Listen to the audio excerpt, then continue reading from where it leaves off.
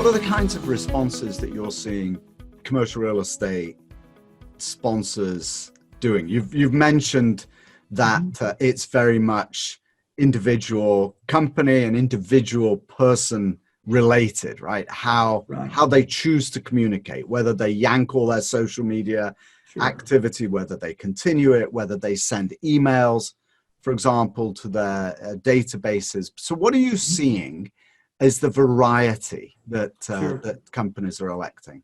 You know, I think one piece of advice I give the listening audience here is during times of crisis situations, you know, people often feel paralyzed and want to pull back from how they normally communicate. That can be equally as detrimental than communicating on a more frequent basis, right? It shows, you know, you're not doing enough to get in front of your audiences to let them know how this is impacting the business. So I would encourage people to be very mindful of that. Companies are you know, operating differently, right? For instance, you'll have some landlords where you know, in the retail space in particular, where their businesses are being really impacted, you know, in terms of having to close, delaying their expansion plans, landlords pulling back on again, development plans. So some of the retail landlords, we're looking at how do we communicate with tenants, right? And how do we do this in a way where it's going to be, you know, okay, you know, we're going out there saying something that we're okay and able to live with. The first thing you think about is, hey, are you going to give me a rent reduction? I think in many cases, it's probably too early to tell. So you really want to be very careful in terms of what you're communicating to your constituents, because once you put something out there, or once you offer something to somebody and not somebody else, therein lies problems. So consistency in communication is really important.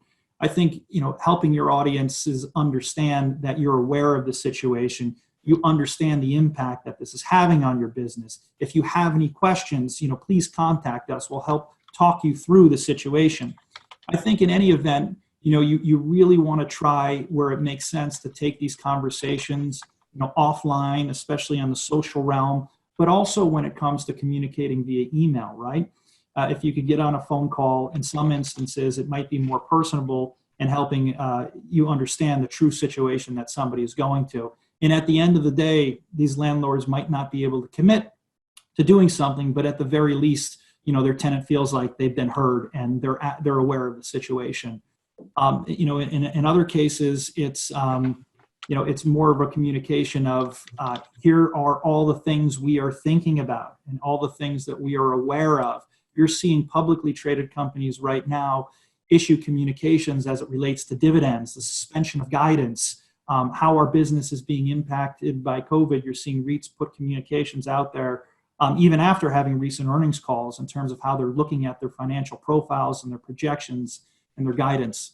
So all things to think about.